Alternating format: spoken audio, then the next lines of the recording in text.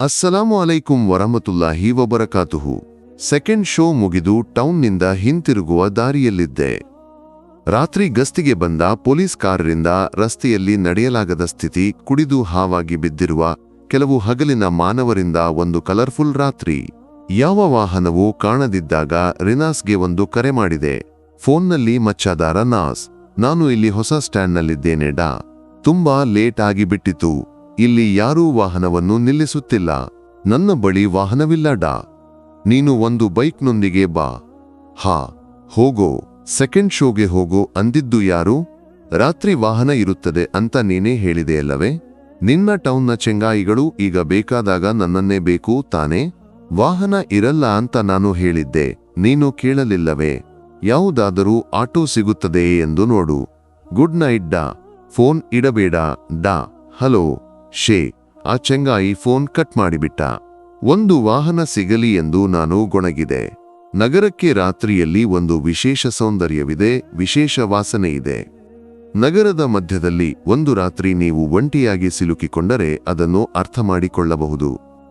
ವಿಶ್ವದ ಶ್ರೇಷ್ಠ ಸೃಷ್ಟಿಗಳೆಂದು ಕರೆಯಲ್ಪಡುವ ನಾವು ಮಾನವರ ಸಾವಿರಾರು ಸ್ವಭಾವಗಳನ್ನು ಕಾಣಬಹುದಾದ ಒಂದು ರಾತ್ರಿ. ಕತ್ತಲಿನಲ್ಲಿ ಒಂದು ವಿಶಿಷ್ಟ ಜೀವನವಿದೆ. ಹಗಲಿನಲ್ಲಿ ಕಾಣುವ ಮಾನವರು ರಾತ್ರಿಯಲ್ಲಿ ಬೇರೆಯೇ. ಕುಡಿದು ವಾಂತಿ ಮಾಡಿ ರಸ್ತೆಯನ್ನು ಕಲುಷಿತಗೊಳಿಸುವ ಹಗಲಿನ ಮಾನವರನ್ನು ನಮ್ಮ ನಗರಗಳಲ್ಲಿ ರಾತ್ರಿಯಲ್ಲಿ ಸಾಕಷ್ಟು ಕಾಣಬಹುದು. ಜೊತೆಗೆ ಕತ್ತಲಿನ ಮರೆಯಲ್ಲಿ ನಮ್ಮನ್ನು ಕಾಯುವ ಎರಡು ಕಾಲಿನ ಪ್ರಾಣಿಗಳು ಇರುತ್ತವೆ. ತದನಂತರ ಹೊಟ್ಟೆಗಾಗಿ ಎಲ್ಲವನ್ನೂ ಮಾರಲು ಒತ್ತೆ ಇಡಲು ಇಳಿದವರು, ಕಾಂಕ್ರೀಟ್ ಕಾರ್ಡ್ಗಳಲ್ಲಿ ದಾರಿ ತಪ್ಪಿ ಅಲೆಯುವವರು, ರಾತ್ರಿಯ ಸ್ನೇಹಿತರು.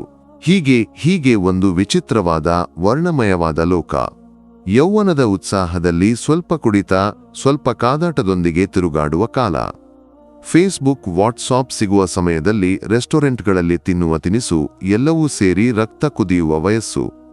ಎಲ್ಲ ಅರ್ಥದಲ್ಲೂ ಆ ಕಾಲದಲ್ಲಿ ಒಂದು ರಾತ್ರಿ ನಗರದ ಕತ್ತಲಿನಲ್ಲಿ ಸಿಲುಕಿಕೊಂಡೆ. ರಸ್ತೆಯ ಖಾಲಿ ಜಾಗಗಳಿಂದ ವಿವಿಧ ಶಬ್ದಗಳು ಕೇಳಿಸಿದವು. ಕೆಲವು ವಿಷದ ದಯನೀಯ ಭಾವನೆಯವು, ಕೆಲವು ಕಾಮದ ಗುಂಗಿನ ಭಾವನೆಯವು. ಹೀಗೆ ನನ್ನ ಗಮನ ವಿವಿಧ ವಿಷಯಗಳಿಗೆ ತಿರುಗುತ್ತಿರುವಾಗ ಹಿಂದಿನಿಂದ ಒಂದು ಕರೆ. ಒಬ್ಬ ಸ್ತ್ರೀಯ ಧ್ವನಿ. ಸರ್, 700 ರೂಪಾಯಿ ಸಾಕು ಸರ್, ಒಂದು ಫುಲ್ ನೈಟ್ ಸಿಗುತ್ತದೆ, ಸೇಫ್ ಆಗಿರುತ್ತದೆ. ಬೇಕಾ ಸರ್? ನಾನು ಆಘಾತಗೊಂಡು ಹಿಂತಿರುಗಿ ನೋಡಿದಾಗ ನನ್ನ ಹತ್ತಿರ ನಿಂತಿದ್ದಾಳೆ ಸುಮಾರು 35 ವರ್ಷದ ಒಬ್ಬ ಮಹಿಳೆ. ತನ್ನ ದೇಹಕ್ಕೆ ಬೆಲೆ ಕಟ್ಟಿ ಇಳಿದಿದ್ದಾಳೆ. ಇದುವರೆಗೆ ಇಂತಹ ಅನುಭವವನ್ನು ನೇರವಾಗಿ ಎದುರಿಸಿರಲಿಲ್ಲ. ಆದರೆ ಇಂದು ಸ್ವಲ್ಪ ಬ್ರಾಂದಿ ಒಳಗಿರುವುದರಿಂದ ನಾನು ಹಿಂದೆ ಸರಿಯದೆ ಅವಳನ್ನು ಒಮ್ಮೆ ಗಮನಿಸಿದೆ. ನೋಟಕ್ಕೆ ಅಷ್ಟು ಚೆನ್ನಾಗಿಲ್ಲ, ಆದರೂ ಕೆಟ್ಟದ್ದೂ ಅಲ್ಲ. 700 ರೂಪಾಯಿ ಎಂದರೆ ನನಗೆ ಒಂದು ಸಮಂಜಸವಾದ ಒಪ್ಪಂದ. ಮನಸ್ಸಿನಲ್ಲಿ ಗೊಣಗಿದೆ. ಇವಳು ಇಲ್ಲಿಯವಳೇ ಆಗಿದ್ದರೂ ನೋಟಕ್ಕೆ ತಮಿಳು ಲುಕ್ಕಿದೆ. ಇಲ್ಲದಿದ್ದರೂ ಇದಕ್ಕೀಗ ತಮಿಳು ಏನು, ಮಲಯಾಳಂ ಏನು, ನಾನೂ ಒಪ್ಪಿಕೊಂಡೆ. ಅವಳು ಮನೆಗೆ ಹೋಗೋಣ ಎಂದಳು. ನಾನು ತಲೆಯಾಡಿಸಿದೆ. ಅವಳ ಹಿಂದೆ ತಾಮಸವಾಗಿ ನಡೆದೆ. ಅವಳ ಮನೆ ಎಂದು ಕರೆಯಲ್ಪಡುವ ಕುಡಿಲಿಗೆ ಬಂದೆವು. ನಗರದ ಮಧ್ಯದಲ್ಲೇ ಇರುವ ಮತ್ತೊಂದು ಲೋಕ. ಕೊಳಕು ಕಾಲುವೆಗಳು, ಕಸರಾಶಿಯಾಗಿರುವ ಗುಡ್ಡಗಾಡಿಯಲ್ಲಿ ಸಣ್ಣ ಸಣ್ಣ ಮನೆಗಳು. ಮಹಾನಗರದಲ್ಲಿ ಕೀಟಗಳಂತೆ ಜೀವಿಸುವ ಮಾನವರ ಸ್ಥಳ. ಅವಳ ಸಣ್ಣ ಮನೆಯ ಮುಂದೆ ಬಂದಾಗ ನಾನು ಸಂಪೂರ್ಣವಾಗಿ ಮುರಿದು ಹೋದೆ. ಬಸ್ನಲ್ಲಿ ಹೋಗುವಾಗ ಸೈಡ್ ವಿಂಡೋದಲ್ಲಿ ಕುಳಿತು ಕಾಲುವೆಯ ಬಳಿ ಬಂದಾಗ ಅಲ್ಲಿ ಕಸವನ್ನು ರಾಶಿ ಹಾಕಿರುವುದನ್ನು ನೋಡಿ ಎಲ್ಲರೂ ಹೇಳುತ್ತಿದ್ದರು, ಅದೇ ಆ ಗುಡ್ಡಗಾಡಿ ಪ್ರದೇಶ ಬಂತು. ಒಂದು ಸ್ವಚ್ಛತೆಯೂ ಇಲ್ಲದವರು. ಕಾಂಡಿಯಲ್ಲಿ ಫುಲ್ ಕಸ ಕೂಡಿ ಹಾಕಿದ್ದಾರೆ. ಆದರೆ ಅಲ್ಲಿಗೆ ಬಂದಾಗಲೇ ಅರಿವಾಯಿತು, ಅವರು ಅದನ್ನು ಮಾಡುತ್ತಿಲ್ಲ. ಪಕ್ಕದಲ್ಲಿ ಗಗನಕ್ಕೇರಿರುವ ಫ್ಲಾಟ್ಗಳಿಂದ ಬರುವ ಕಸವೇ ಅದು ಎಂದು. ಯಾರಿಗೆ ಗೊತ್ತು? ಯಾರೂ ಅರ್ಥ ಮಾಡಿಕೊಳ್ಳಲು ಬಯಸುವುದಿಲ್ಲ. 3 ಸಣ್ಣ ಮಕ್ಕಳನ್ನು ಅಲ್ಲಿ ಕಂಡೆ. 3 ಹಸಿವಿನ ರೂಪಗಳು. ಸೊಮಾಲಿಯಾವೋ ಉಗಾಂಡವೋ ಅಲ್ಲದ ದೇವರ ಸ್ವಂತ ನಾಡಾದ ಕೇರಳದಲ್ಲಿ ನಾನು ಬೆಲೆ ಕಟ್ಟಿದ ಮಹಿಳೆಯ ಮಕ್ಕಳು. ಹೌದು, ಆ ಹೊಟ್ಟೆಯಲ್ಲಿ ಹುಟ್ಟಿದ ಚಿನ್ನದ ಮಕ್ಕಳು. ನನಗೆ ನನ್ನ ಮೇಲೆ ಅಸಹ್ಯವಾಯಿತು. ಆದರೆ ಆ ಮಹಿಳೆ ಆಗ ಹಾಸಿಗೆಯನ್ನು ಹಾಸುವ ಕಾರ್ಯದಲ್ಲಿ ನಿರತಳಾಗಿದ್ದಳು. ನನಗಾಗಿ, ಅವಳ ಮಕ್ಕಳಿಗೆ ಒಂದು ಹೊತ್ತಿನ ಊಟಕ್ಕಾಗಿ ನಾನು ತಾಮಸವಾಗಿ ಅವಳ ಬಳಿಗೆ ಹೋದೆ. ಈ ಮಕ್ಕಳೆಲ್ಲ ಯಾರು? ನನ್ನ ಮಕ್ಕಳೇ ಸರ್. ಹಾಗಾದರೆ ಇವರ ತಂದೆ? ಕೆಲವು ದಿನಗಳ ಹಿಂದೆ ವಾಹನ ಡಿಕ್ಕಿಯಾಗಿ ಸತ್ತು ಹೋದರು. ಕೂಲಿ ಕೆಲಸ ಮಾಡುತ್ತಿದ್ದರು. ನಾನು ಮೊದಲು ಕೆಲಸಕ್ಕೆ ಹೋಗುತ್ತಿದ್ದ ಸ್ಥಳದಲ್ಲಿ ಸ್ಟ್ರೈಕ್ ಬಂದು ಮುಚ್ಚಿಬಿಟ್ಟರು. ಆಮೇಲೆ ಪೂರ್ಣ ಹಸಿವು. ಅದಕ್ಕೆ ಈ ಕೆಲಸ ಕೇಳಿದೆ.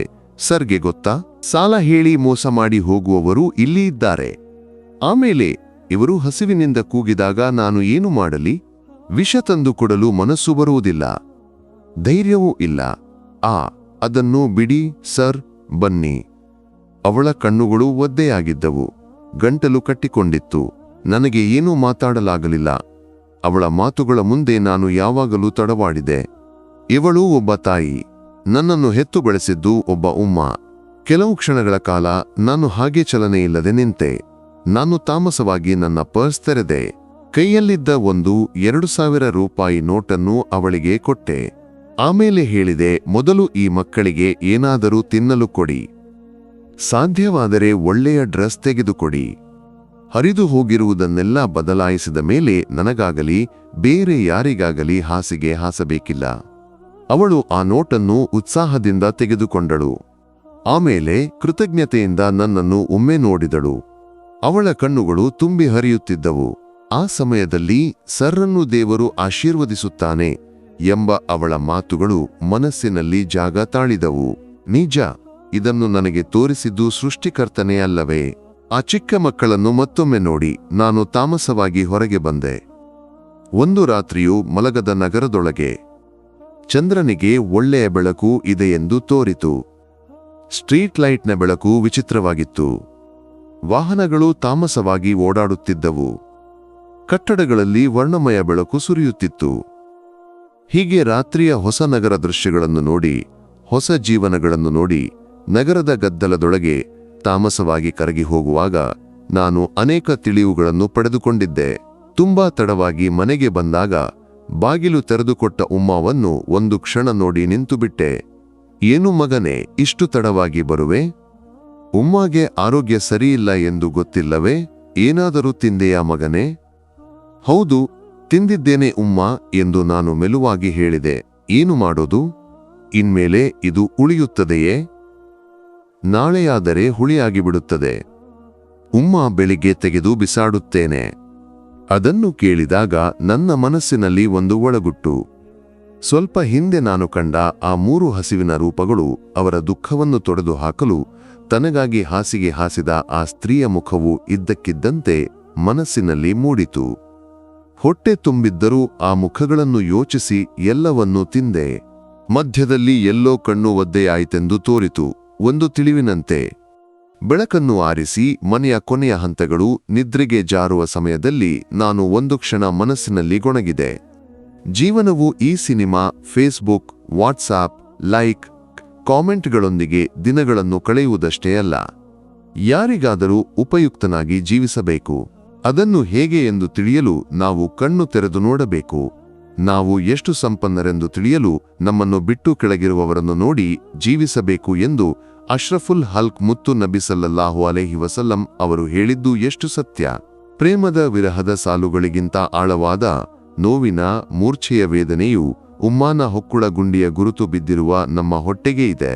ಫಾಸ್ಟ್ ಫುಡ್ ತುಂಬಿದ ಟೇಬಲ್ಗಿಂತ ಉಮ್ಮಾ ತಯಾರಿಸಿ ಮುಚ್ಚಿಡುವ ಪಾತ್ರಗಳಲ್ಲಿರುವ ಕಡಿಮೆ ಅಕ್ಕಿಯ ಅನ್ನದ ತುತ್ತುಗಳಿಗೆ ಮೌಲ್ಯವಿದೆ. ಆಹಾರವನ್ನು ಸರಿಯಾಗಿ ಸಮೀಪಿಸಬೇಕು, ವ್ಯರ್ಥ ಮಾಡಬಾರದು. ಏಕೆಂದರೆ ನಗರದ ಕತ್ತಲಿನಲ್ಲಿ ಈಗಲೂ ಸಾಕಷ್ಟು ಹೊಟ್ಟೆಗಳು ಖಾಲಿಯಾಗಿವೆ. ಹೇಗಾದರೂ ಒಮ್ಮೆ ತುಂಬಿಸಲು ಅಲ್ಲಾಹು ಸುಬ್ಹಾನಹು ತಾಲಾ ನಮ್ಮೆಲ್ಲರನ್ನೂ ಒಳ್ಳೆಯ ಮಾನವರನ್ನಾಗಿಸಲಿ. ಆಮೀನ್. ಈ ವಿಡಿಯೋ ನಿಮಗೆ ತಲುಪಲು ಕಾರಣವಾದವರಿಗೆ ವಿಶೇಷವಾಗಿ ದುವಾ ಮಾಡಿ ಎಂದು ಜ್ಞಾಪಿಸುತ್ತೇನೆ.